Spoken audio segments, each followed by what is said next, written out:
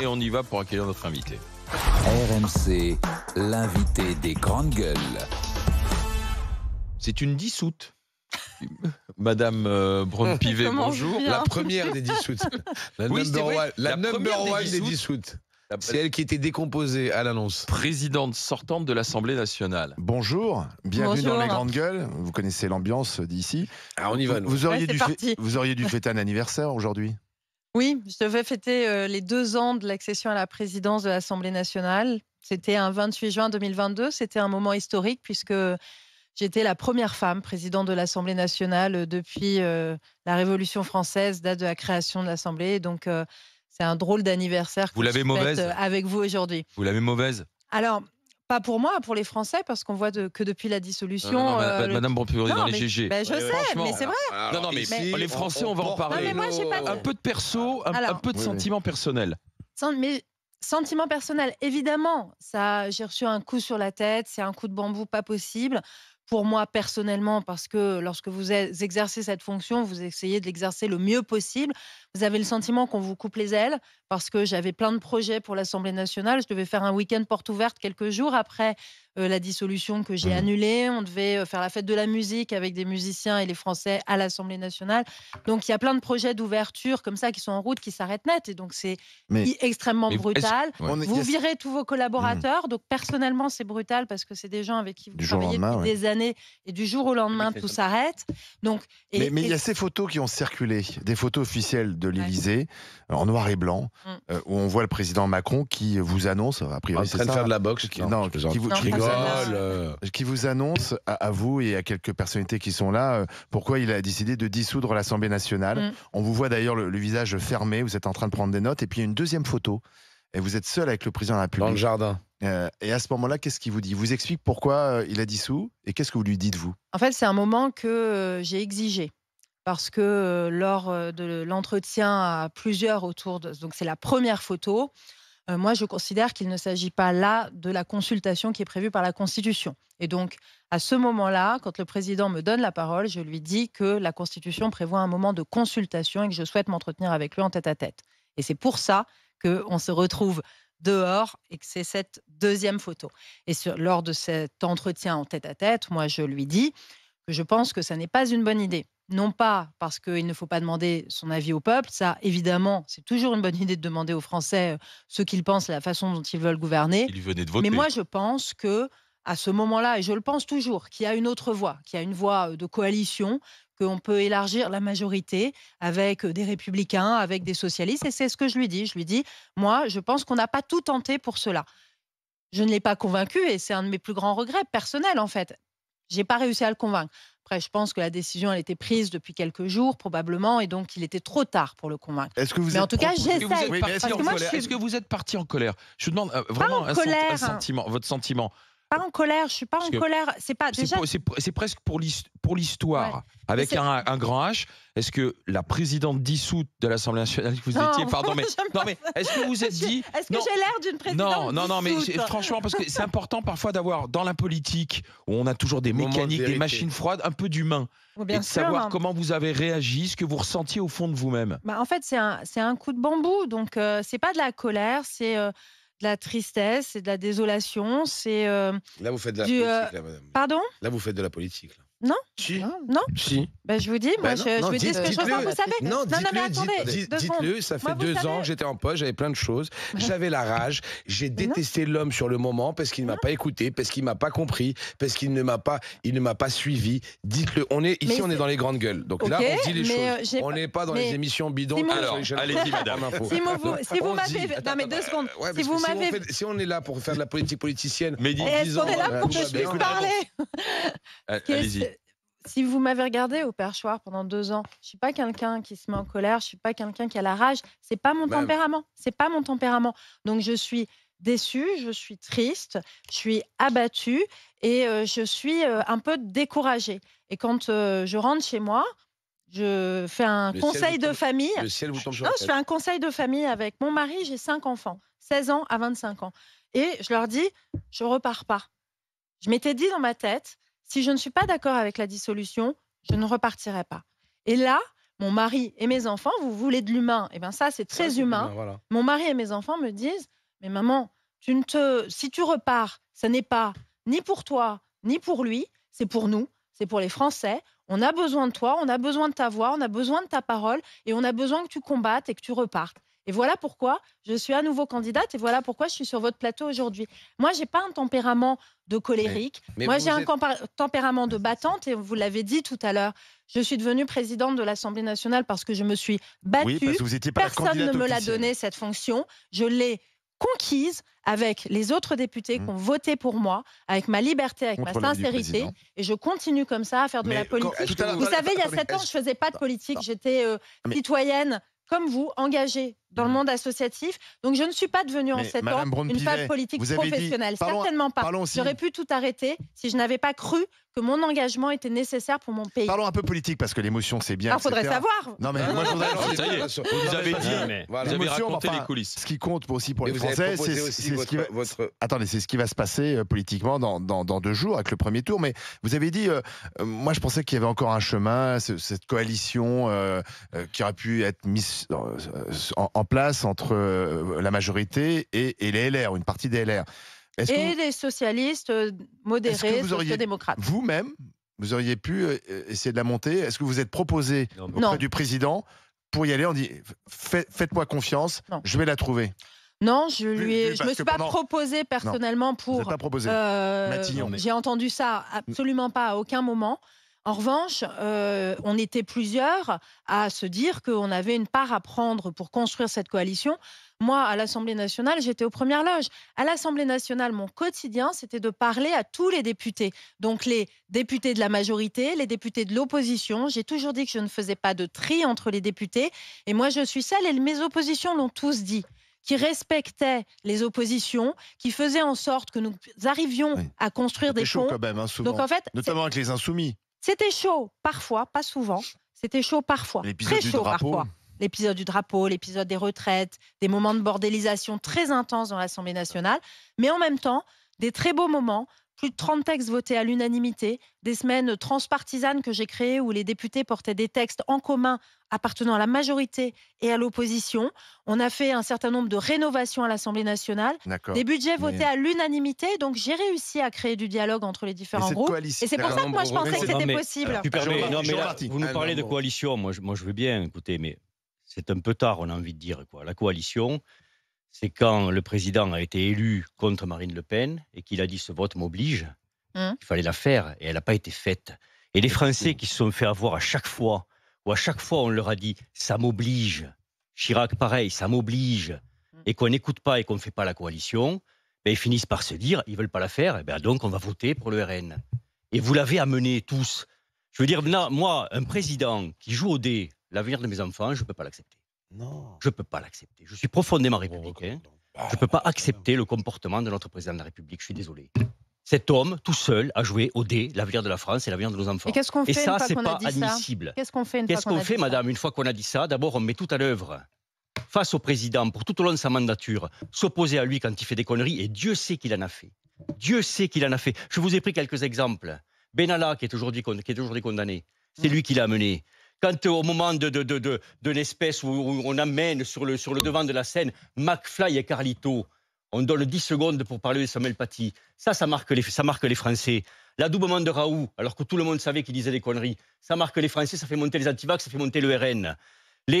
Quand il dit les gens qui ne sont rien, quand il dit Depardieu rend fière la France au moment de MeToo, toutes ces conneries-là, c'est vos rôles à vous de les empêcher. C'est vos rôles à vous de monter en ligne et de dire non, on ne peut pas accepter ça.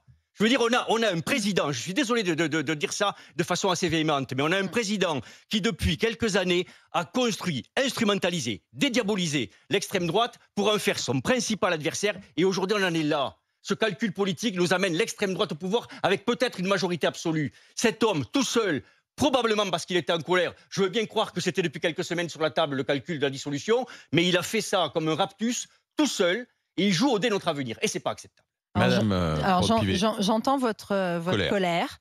Et je peux vous dire que je l'entends souvent parce que je suis une femme de terrain et je l'entends. Les Français sont en colère, les Français sont inquiets, ils le disent. Alors ils ne disent pas forcément tout ce que vous avez dit, mais ils ont aussi parfois d'autres raisons d'être en colère.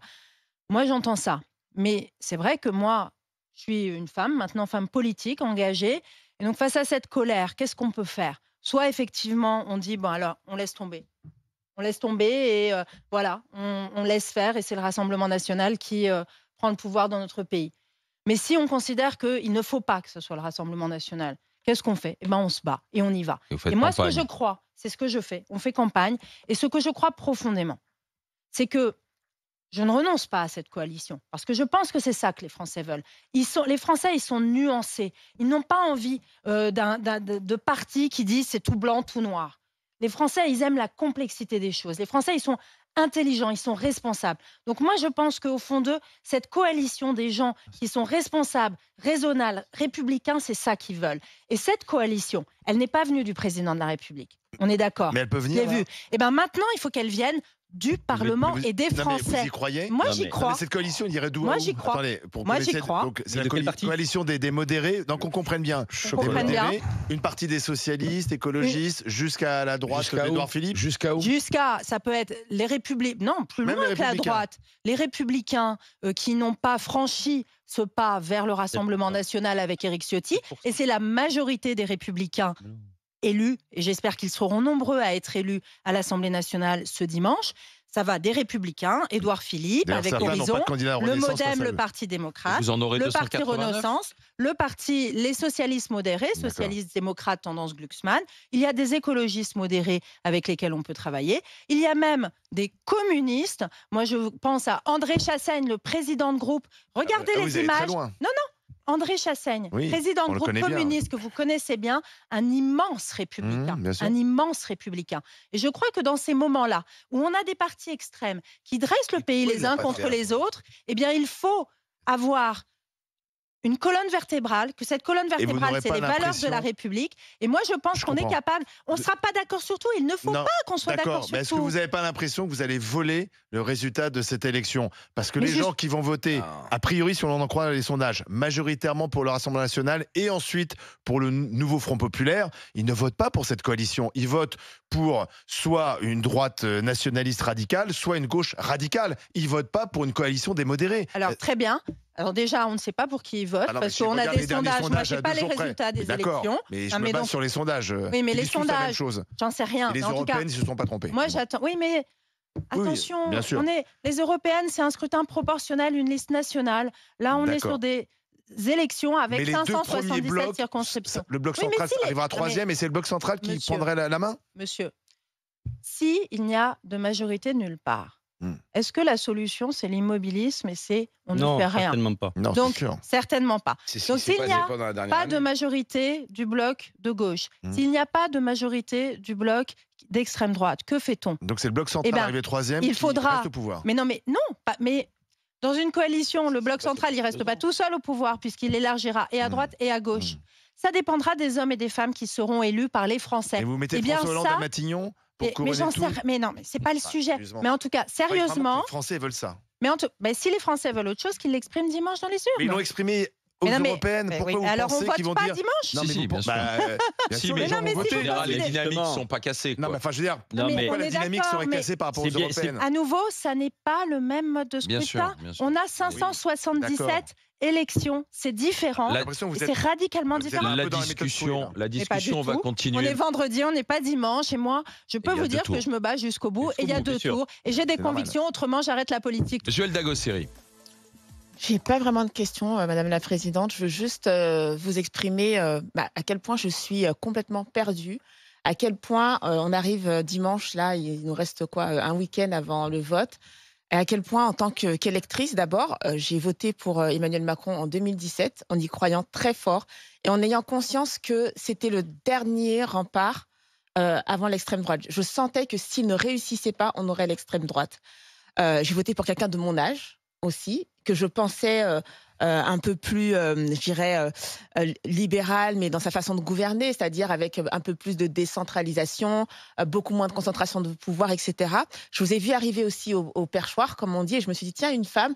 Et donc, en fait, à travers le parcours de Renaissance, ou je ne sais plus comment on peut l'appeler, j'ai vu des choses qui me donnaient espoir, en me disant, ah, ça c'est bien, ça change. Voilà, on a un jeune, on a quelqu'un qui comprend le monde tel qu'il est demain. Ah tiens, on a une femme, etc. Et je me retrouve avec de quoi j'avais peur, en fait. Je me retrouve avec le RN. Et politiquement, je vous dis vraiment politiquement, je ne sais pas pour qui je vais voter. Je suis presque émue parce que moi, je ne considère pas le vote comme rien du tout. Et j'ai plusieurs fois exprimé ici en disant qu'on devait voter. Je ne sais pas pour qui voter. Je me sens obligée de voter parce que je dois voter. Et je ne sais pas pour qui voter. Et en tant que personne, je ne sais plus à qui j'appartiens, à quel pays j'appartiens. Je me sens presque apatride. Parce que je me dis, mais est-ce que je suis française? C'est vraiment compliqué. C'est vraiment compliqué. Et je me dis, mais qu'est-ce que vous avez fait de la France? Pardon. Ça fait 3 heures que je me retiens parce que je me dis, mais je sais même pas pourquoi je suis là. Je commente une politique comme si j'étais une analyste et tout. Mais moi, je suis une citoyenne, j'ai voté. Qu'est-ce que vous avez fait de la France? Qu'est-ce que vous avez fait de la France? Je voudrais que vous me répondiez sur cette question. Qu'est-ce que vous avez fait de la France dont on vous a confié les clés en 2017? Parce qu'on a cru en vous. Parce que j'ai cru que ce président comprenait le monde dans lequel on vivait, comprenait les Français. Qu'est-ce que vous avez fait de la France? Pourquoi est-ce que demain j'ai un Jordan Bardella?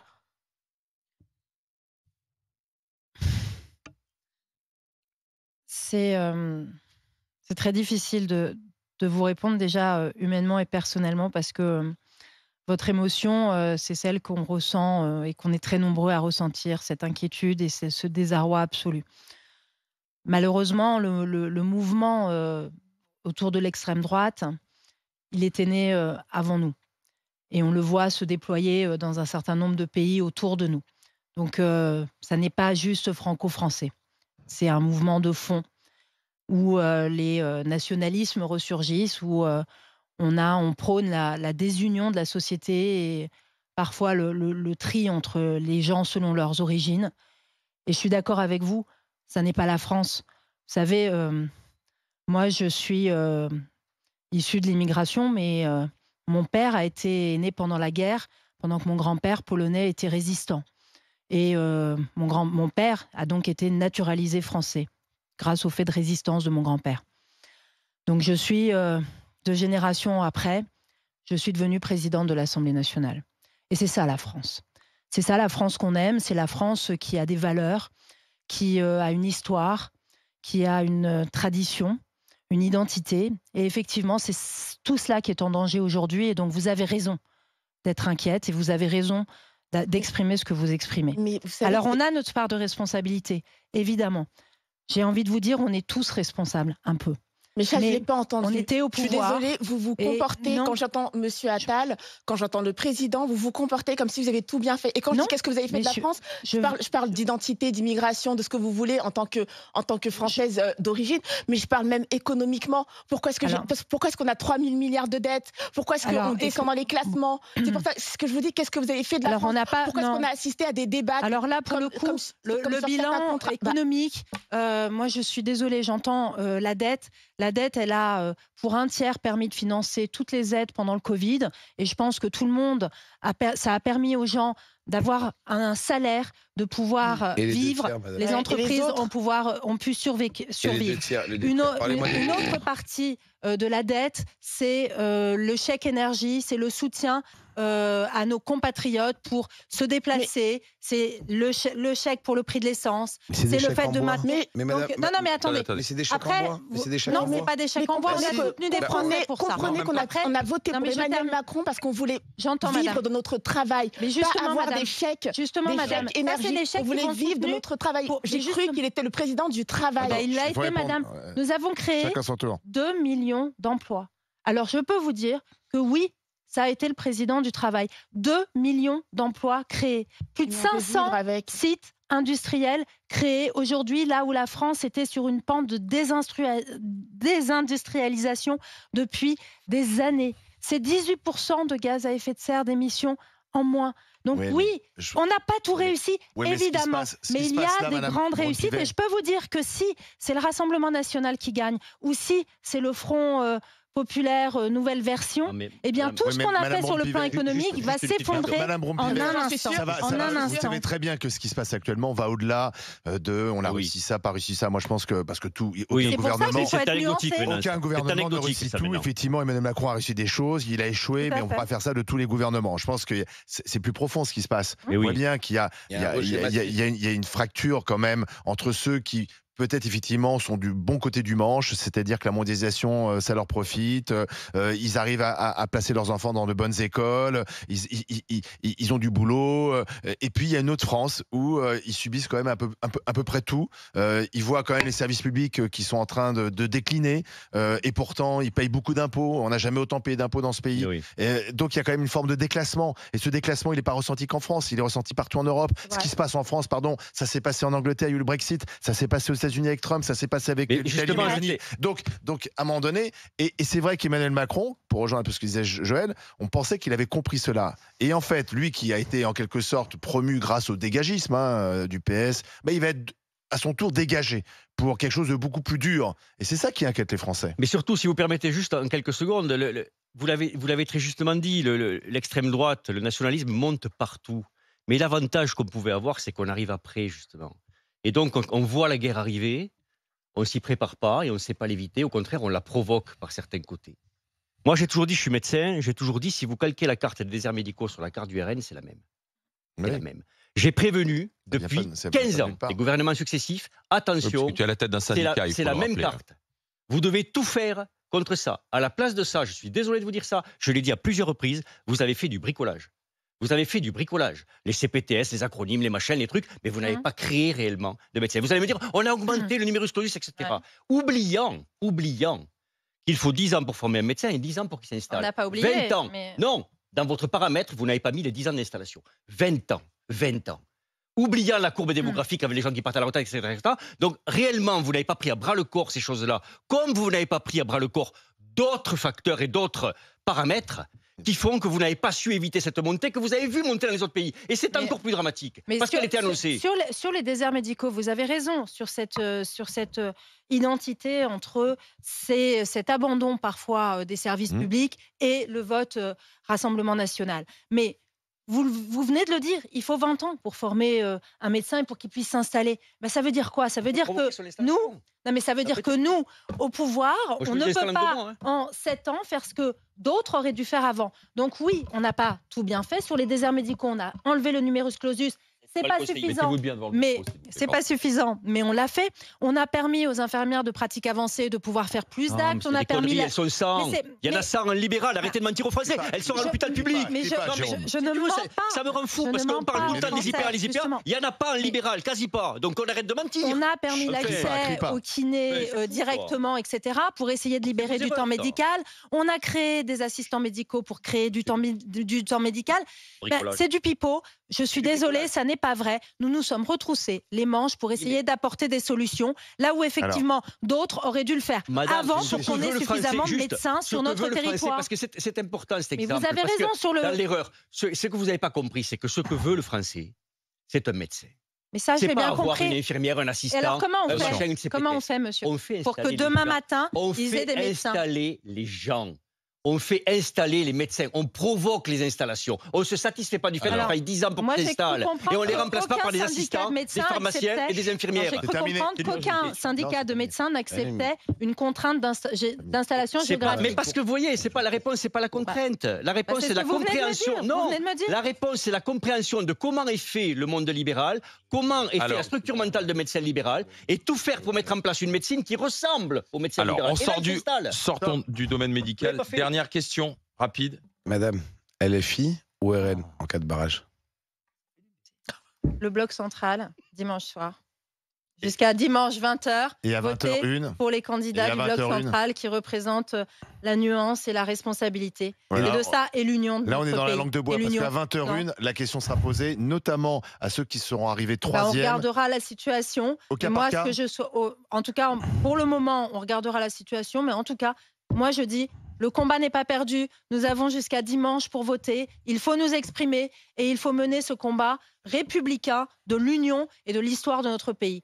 L'avenir est entre nos mains, à nous, pas les politiques, citoyens. Merci Yael Braun-Pivet Merci. d'être passé Merci, par Grave. les GG, par les grandes gueules.